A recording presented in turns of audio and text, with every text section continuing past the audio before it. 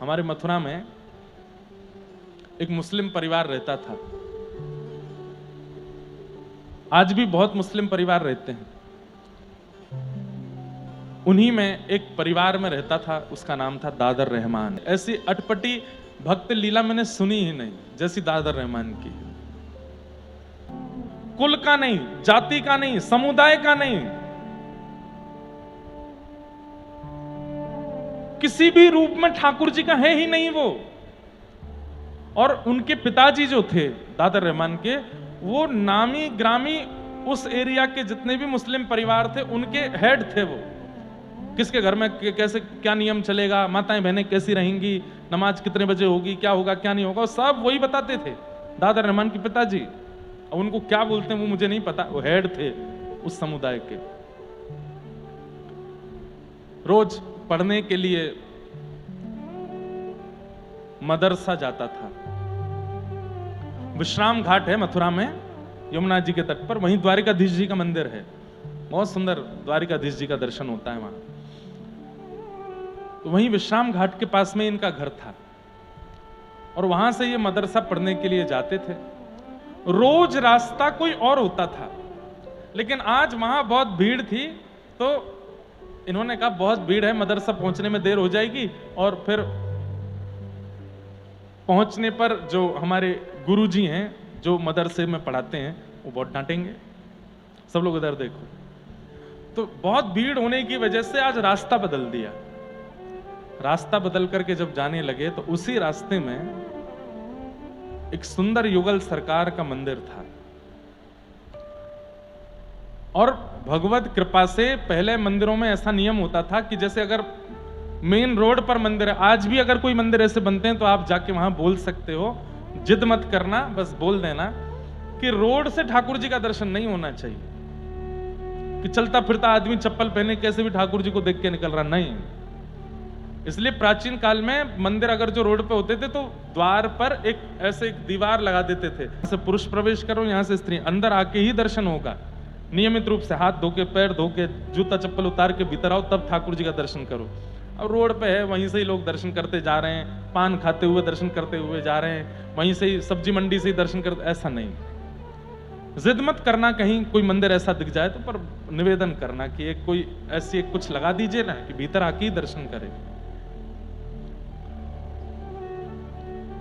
तो वो वहां एक दीवार थी और वो एक दिन पहले ही टूट गई थी। अब ये देखो, सारी योजना भगवान ने बनाई है। एक दिन पहले वो दीवार टूट गई जिससे रोड से लोगों को भीतर नहीं दिखता था, और दादर रहमान को आज उस रास्ते में बहुत भीड़ मिली जहां से वो रोज मदरसा जाता था, बदल करके आया। बहुत सीधा साधा बालक, 15 वर्ष की अवस्था थी, जा रहे थे, बस ऐसे देखते हुए चल रहे थे। नगर में नया रास्ता था तो नया रोड था, तो कौन सी दुकान है क्या है क्या है। तभी एक झरोके में से भीतर देखा तो मुरली मनोहर लाल ऐसे त्रिभंग ललित श्याम सुंदर वंशी बजा रहे हैं और श्री किशोरी जी कटाक्ष भर के उनको देख रही हैं, और बस ये रूप माधुरी। 4 कदम आगे गए और रुक गए और फिर वापस आए, फिर देखा और देख करके बस देखते रह गए। अपने तन की स्थिति पर खुद उनको नाम भी नहीं पता है ये कौन है। हाँ, बस इतना पता था कि हम मथुरा में रहते हैं, यहां हिंदुओं के भगवान का जन्म हुआ था, वो वंशी बजाते हैं, और उनकी एक प्रियसी है, उनकी एक पत्नी है राधा रानी, और उनको सब लोग कृष्ण कृष्ण कह के बुलाते हैं, ऐसा इतना बस पता था। आज जब वही देखा, मोर मुकुट ऐसे, और ये मधुर वंशी बजा रहे हैं, कटाक्ष से ठाकुर जी श्री जी को देख रहे हैं, श्री जी ठाकुर जी को देख रही हैं, और दादर रहमान बाहर खड़े खड़े उनको देख रहा है।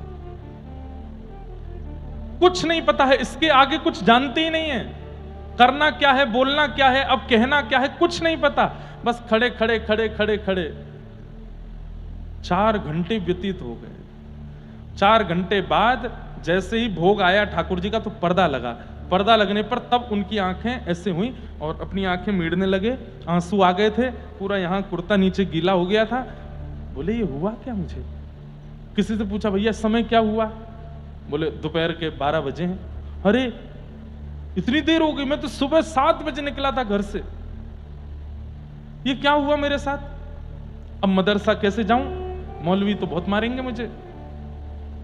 तो इधर जाऊं उधर जाऊं, सोचने लगे क्या करूं क्या करूं। घर ही चले गए और घर जाकर के ना कुछ खाया ना पिया, अपने कक्ष में जाकर के चुपचाप बस बैठे हैं और बोले ये क्या हो रहा है मेरे साथ? ये क्या दिखा था मुझे? इतना अच्छा क्यों लग रहा था? और मुझे इच्छा क्यों हो रही है दोबारा उनको देखने की? मेरा मन क्यों हो रहा है कि मैं दोबारा जाऊं, फिर से देखूं उनको? घबराहट होने लगी, कहीं ये पाप तो नहीं है? कहीं अम्मी को पता चले, अब्बा को पता चले, मारेंगे तो नहीं मुझे? बंधुओं, 1947-50 के बीच की घटना है ये। कल्याण अंक आता है गीता प्रेस, उसमें ये अंक लिखा था। और वो दादर रहमान ना कुछ खाए ना पिए, बस पड़े पड़े रुदन कर रहे हैं। और जैसे ही अम्मी आती हैं या कोई घर का सदस्य आता है तो उठ के बैठ जाते हैं। हाँ बोलो, क्या हुआ आज इतना शांत क्यों है? नहीं कुछ नहीं, थोड़ा ऐसी गर्मी लगी ना तो थोड़ा घबराहट हो रही है। नींबू पानी पिएगा? हाँ पी लूंगा। माँ पानी लाई, एक घूंट उनके सामने ऐसे पीते हैं, वो चली जाती है। इच्छा ही नहीं हो रही कुछ खाने की पीने की। चाहे लगन लगी घनश्याम की, बहुत सुंदर पद है। ठाकुर जी की लगन जिसको लग जाती है, बंधुओं यहां सुनने तो आप लोग आते हैं पर अगर भूल से भी अगर ठाकुर जी ने पकड़ लिए ना तो किसी काम के रह नहीं पाओगे। इसलिए ठाकुर जी ने खुली छूट देख रखी है कि भाई तुम लोग भजन साधन करके मुझे पकड़ लो, मैं अगर पकड़ूंगा तो फिर रोना नहीं बाद में, क्योंकि फिर किसी काम के रह नहीं पाओगे।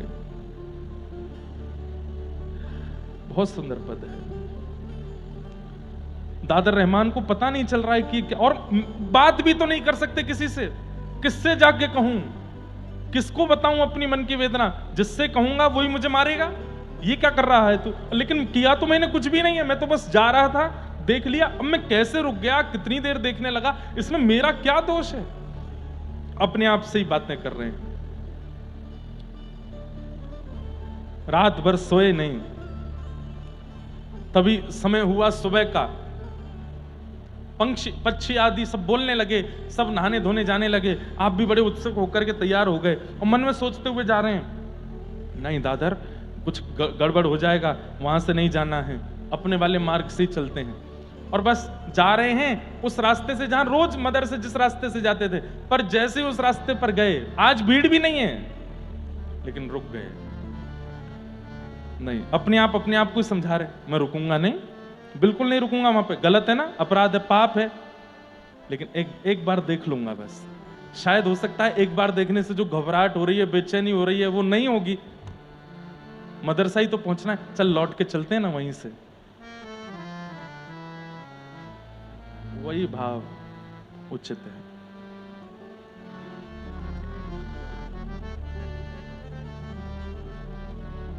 उस भाव ने ही ये कथा प्रकट की।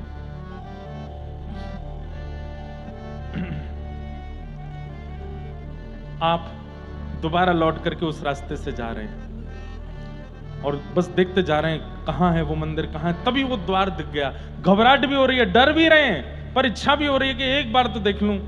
और बस धीमे धीमे गए, मंदिर के बिल्कुल सामने खड़े हो गए। खुद से फिर पूछ रहे हैं, दादर देख ले, देखना है कि नहीं देखना? नहीं देखना, सीधे चलते हैं, आगे बढ़ते हैं, एक बार देख लेते, फिर पीछे आते हैं, नहीं देखना, चलते हैं, फिर चले, एक एक झलक देख लेते हैं, थोड़ा थोड़ा मुड़ते हैं, एक बार आंख खोल के देखना है, फिर बंद करके सीधे चलना, मदरसे जाना है, हम मुसलमान हैं, हमको अपने अपने भगवान को भजना है, ये सब नहीं करना है, एक बार देख लेते हैं। और जैसी नजर करके देखा, आंख खोली, फिर से देखते रह गए, वहीं स्थिर रह गए और सामने खड़े खड़े रोने लगे। और रोते रोते रोते रोते स्थिति हो गई कि अब बोलने लगे, मुझे मत पकड़िए आप, ये क्या कर रहे हैं मेरे साथ? मैं आप वाला नहीं हूं, मैं आपका नहीं हूं, मेरे दूसरे हैं, आप क्यों मुझे रोक लेते हैं यहां पर? तो मानो भीतर से ठाकुर जी कह रहे हैं, अच्छा ठीक है तो चला जा, मन नहीं हो रहा जाने का, क्या करूं? मैं तो जानता ही नहीं आपको, आपके यहाँ क्या परंपरा, क्या विधि विधान, मुझे कुछ नहीं पता, मुझे क्यों पकड़ रहे हो, क्यों रोक रहे हो? ठाकुर जी बोले, तुमको अच्छो लगे, तुमको भागे हो है। अब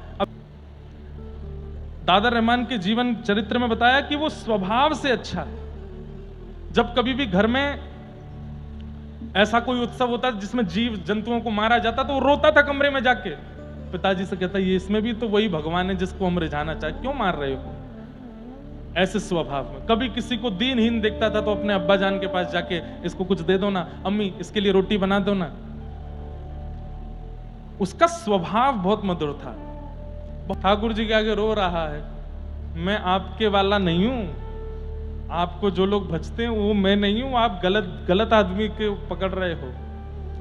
ठाकुर जी बोले पूरा विश्व मेरा है, मैं जगन्नाथ हूं, ये जग का स्वामी हूं मैं।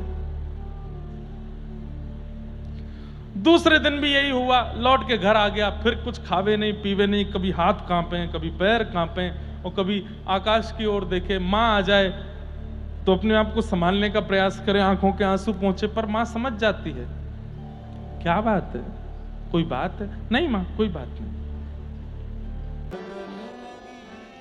अगले दिन जैसे तैसे अपने आप को संभाल करके और उस मंदिर के रास्ते पर ना जा करके पहुंच गए, कहां, मदरसा।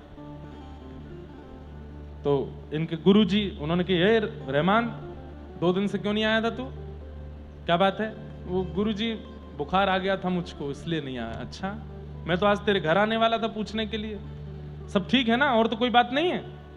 तो मन में जब व्यक्ति को उत्तर नहीं मिलते ना किसी से भी, उसको लगता है सबको मेरे प्रश्न का उत्तर पता, वो सबसे पूछता है। फिर जब व्यक्ति को अपने प्रश्न का उत्तर समझ नहीं आता, उसको लगता है सबको मेरे प्रश्न का उत्तर पता होगा। धीमे से जाके कहा, गुरुजी एक बात पूछूं। हाँ, आप नाराज तो नहीं होंगे। बोले नहीं, हम लोग मथुरा में रहते हैं, यहां जो मस्जिद है वो तो हम लोग जाते हैं, पर ये मंदिर कौन जाता है, ये मंदिर जो है ये कौन जाता है, और इनके अंदर जो है वो कौन है। इतने में तो मौलवी जी खड़े हो गए, डांटने लगे, तेरी हिम्मत, तू कहीं देख के आया क्या, किसी मंदिर में हो के आया क्या। नहीं नहीं, मैं तो बस पूछ रहा था, बस ऐसी कोई वो, मैं तो बस पूछ रहा था वहां कौन जाता है, और वहां जाने से अगर हम चले जाएं तो क्या होता है। अब तो मौलवी जी ने उसका हाथ पकड़ करके मोड़ दिया, पूरा छोटा सा बालक। बोले सच बता, तू गया था क्या। नहीं नहीं नहीं, मैं नहीं गया था, मैं अंदर नहीं गया था। बोले बाहर से देख रहा था। नहीं नहीं नहीं, मैंने बाहर से भी नहीं देखा। बताया, बोले कि वो ऐसा होता है, वहां जाने से जहन्नुम में जाना पड़ता है, ये होता है वो होता है, और दोबारा वो पढ़ना पड़ता है, और फिर जाके मंदिर में ये, अपनी मस्जिद में ये करना पड़ता, तब दोबारा तुम मुसलमान बनोगे, नहीं तो तुम मुसलमान नहीं होगे। बहुत कुछ समझाया। अब नहीं जाना कभी। नहीं जाऊंगा। उत्तर नहीं मिला। प्रेम ऐसा ही है बंधुओं, दुनिया समझा दे, मारे पीटे फटकारे, फिर भी समझ नहीं आता, और वो भी ठाकुर जी से हो जाए। और इसको तो हुआ ही नहीं था, ठाकुर जी को हो गया है रहमान से। घर गया, घर में जाके बैठा बैठा रो रहा था एकांत में।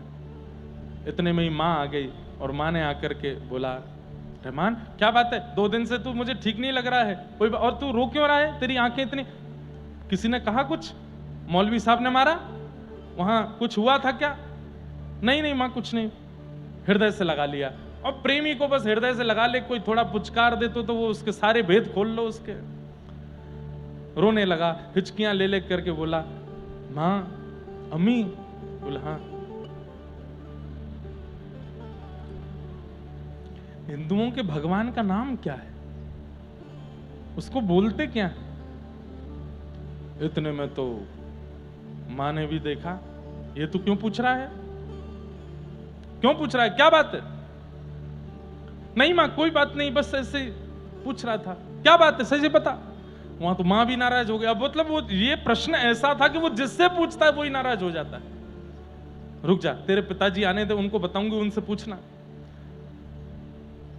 रो रहा था कोने में बैठ, नहीं उनसे मत कहिएगा कुछ भी। बोले नहीं, आने दे।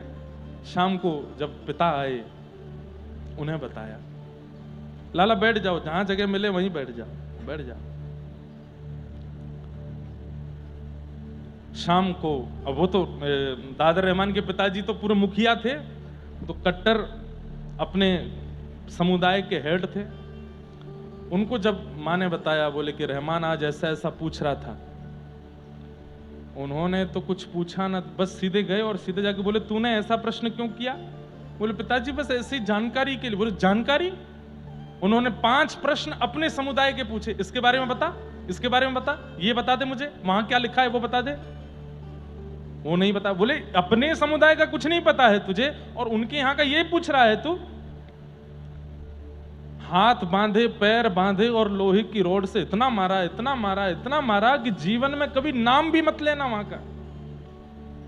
मां ने आकर के रोका। बोले कि हम मथुरा में रहते हैं, ये उनके भगवान की जन्म स्थली है, हो सकता है कोई बाहर इतने बालक रहते हैं, कोई हिंदू मित्र बन गया होगा, उसने सिखा दिया होगा। बोले बिल्कुल नहीं, लेना ही नहीं है नाम। आज के बाद यदि नाम लिया, आज तो केवल मारा है, अगली बार पता चला तो तेरे को जमुना जी में फेंक के आ जाऊंगा। और इनके एक चाचा का बेटा था, उसका नाम था कासिम। उसको बुला करके कहा कि कल से रहमान के साथ तू जाएगा और पूरी खबर रखना, किससे मिलता है, कहां जाता है, किसको देखता है, कहीं ऐसा ना हो कि कोई हिंदू फकीर इसको ले जा करके और साधु महात्मा बना दे, और कुछ भी हुआ तो तेरी खैर नहीं। उसने कहा जी चाचा जी मैं जाऊंगा कल से। कासिम जाने लगा साथ में। 2-4-10 दिन तो ठीक रहे, लेकिन 10 दिन बाद ये कासिम को कुछ खाने के लिए अच्छा लगता था बाजार में, तो बोलते ए कासिम तुझे वो अच्छा लगता है ना? बोले हाँ। खाएगा? बोले हाँ। खिलाऊं? बोले खिला दो ना। बदले में मुझे क्या देगा? बोले जो तुम कहो। बोले पक्का? बोले पक्का। कुछ नहीं चाहिए, बस एक रास्ते से हम लोग चलेंगे। हाँ तेरे को मैं दिलाता हूं। उसको वो चटपटा जो भी सामान था वो दिला। उसको क्या पता था कि उस रास्ते में क्या है, वो जा रहा है साथ में लेकर के। और सुन यहीं रुक जा, तू खाता रहे, मैं बस थोड़ी देर। बोले आप क्या करोगे खड़े होके? बोले कुछ नहीं, बस मैं खड़ा हूं, तू खा ले फिर चलेंगे। वो खा रहा है और वो देख रहा है सामने, आंखों से विरल अश्रुधार गिर रही है और बस ऐसे ही देख रहे हैं। बोले मुझे बीच में क्यों छोड़ दिया है?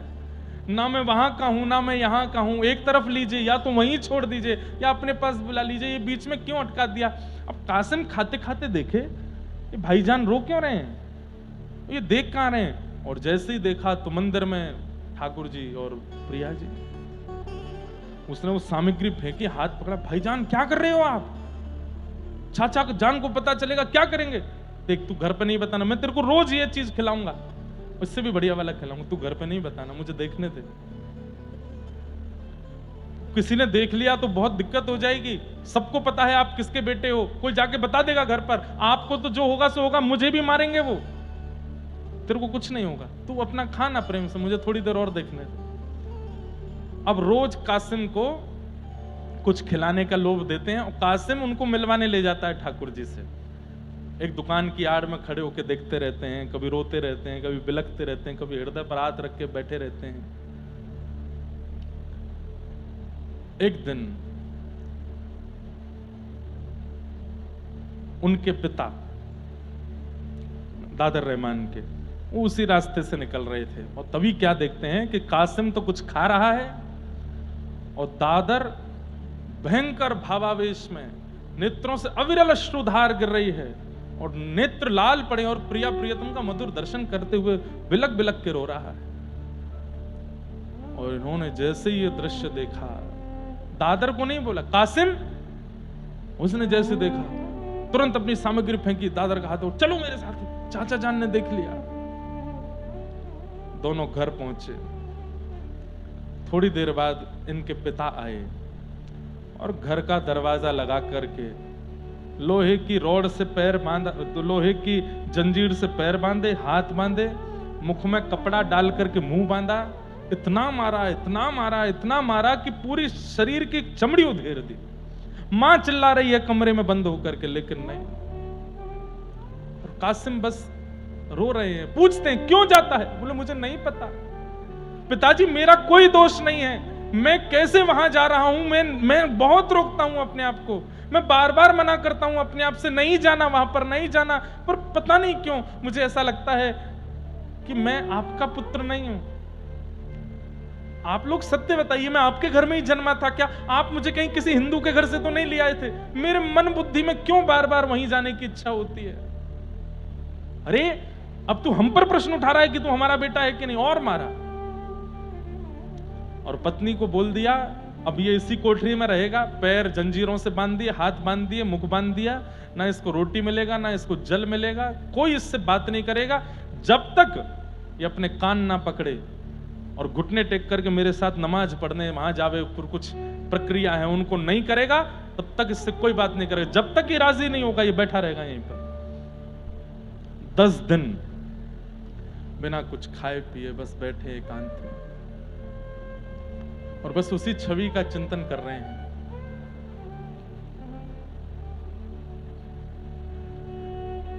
एक दिन 2 दिन तो छुपाव रहा, तीसरे चौथे दिन से ऐसी स्थिति कि इनकी अम्मी आकर के द्वार पर बोलती है, बेटा कुछ खाएगा नहीं, कुछ पिएगा नहीं, तेरे को भूख नहीं लगी? बोले ना। क्या है, क्या क्या चाहिए, कुछ तो बता। बोले कृष्ण और राधा रानी चाहिए, उनको लाके दे दो। मत बोला कर, तेरे अब्बा जान सुनेंगे, बहुत मारेंगे तुझे। मत बोला कर, तेरे हाथ जोड़ती हूं, तेरे पैर पूछती हूं, मत बोला कर उनका नाम। बैठे रहते 4-5 दिन और निकल गए, फिर पूछती है, बेटा कुछ खाएगा? तेरे लिए रोटी लाऊं?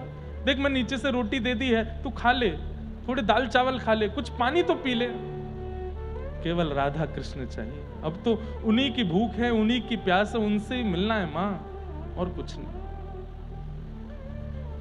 10वां दिन हुआ, इतने विरह आतुर हो गए, प्रेम पुलकित होकर के रात भर रोते रहे ठाकुर जी के स्मरण में। और बंधुओं 11वें दिन के प्रारंभ में जैसे ही पिता ने आकर के उस कोठरी में देखा, हथकड़ियां रखी हैं, बेड़ियां रखी हैं, ताला लगा है, लेकिन दादर रहमान वहां नहीं है। ये आश्चर्य था, चाबी मेरे पास रहती है, ताला किसी ने खोला नहीं है, हथकड़ियां खोली, हथकड़ियां बंद ही रखी हैं, मानो जैसे हथकड़ी बेड़ियों के बीच से कोई गायब हो गया हो। आपने तुरंत ताला खोल करके भीतर ढूंढा, कहीं नहीं मिले। हथकड़ी बेड़ियां उठा उठा करके देखी, खोल जोर जोर से खोल के देखा, खोल नहीं सकता कोई उनको। कहां गया हमारा पुत्र? वहीं पर एक पत्र लिखा था दादर रहमान ने। बोले मां, पिताजी, मैं जिनका हूं वो मुझे लेने आए हैं और मैं उनके साथ जा रहा हूं, आप मेरे लिए ज्यादा प्रयास मत करिएगा। मैंने आपको जो कष्ट दिया, जो परेशानी दी, उसके लिए मुझे क्षमा करना। और ऐसा कह करके वो पत्र छोड़ गए।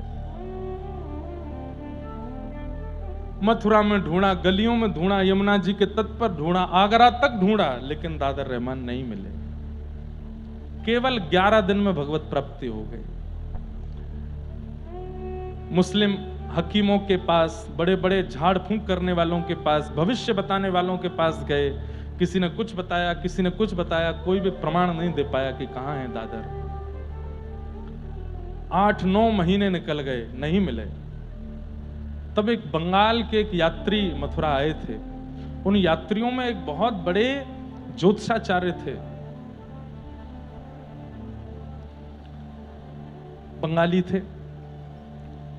उनके पास आप गए और जाकर के रोते हुए बोले कि देखिए, मैं दूसरे समुदाय का हूं, लेकिन मेरी बहुत बड़ी दिक्कत है, आप समाधान करो। मैंने नाम सुना मथुरा में कि आप भविष्य बताते हैं। बोले हाँ, मेरे बेटे के साथ ऐसा ऐसा हो गया, 1 महीने के अंदर, और वो गायब हो गया कमरे से, पत्र लिख करके गया है। आपने जब स्थिति सुनी, वो क्या बोलता था, क्या कहता था, कैसे रोता था? बोले मैंने देखा था मंदिर के बाहर खड़े होते रोते हुए उसको। कैसे हो सकता है? हम तो मुसलमान हैं, हम तो इतने समय की नमाज करते हैं, ऐसा करते, कैसे मेरे बेटे पर उसका प्रभाव हो ही नहीं सकता, किसी ने जादू किया है। वो जो बंगाल के ज्योतिषी आए थे, संभवतः उनका नाम प्रमोद चट्टोपाध्याय, उन्होंने कहा आप जाइए, मैं कुछ संकेत होगा तो आपके घर भिजवा दूंगा। और सुनते ही वो तो गए, आप सुनते ही प्रमोद जी तुरंत मथुरा से वृंदावन की ओर गए, क्योंकि समझ गए थे जो जो लक्षण बताए हैं ये कृष्ण विहरणी गोपियों के, ये किसी सामान्य के नहीं हो सकते। और आपने वृंदावन में भ्रमण करते करते जब केसी घाट के पास जाकर के दूर देखा तो यमुना के पल्ली पार कुछ वृक्ष हैं और उन वृक्षों के बीच में कुछ चमक रहा है। यमुना जी पार करके जब आप वहां गए तो 2 वृक्षों के बीच में एक अनंत समाधि लगाए, व्रजरज तन पर लपेटे हुए दादर रहमान बैठे थे। एक कॉपीन पहन रखी है बस, और युगल नाम महामंत्र जप रहे हैं। आपने उनका जब दर्शन किया, कुछ कहना चाहा, लेकिन उन्होंने कोई प्रत्युत्तर नहीं दिया।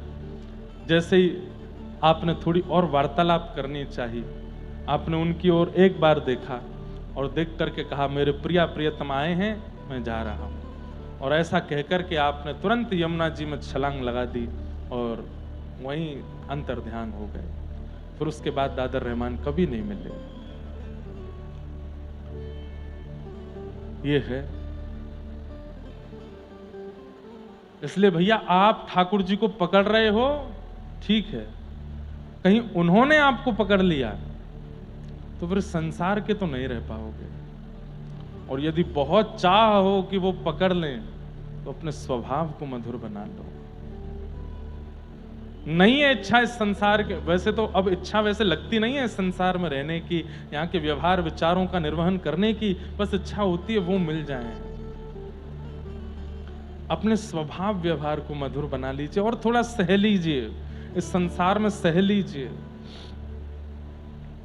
हमेशा के लिए दादर रहमान श्री प्रिया प्रियतम के मधुर सेवा में विलीन हो गए।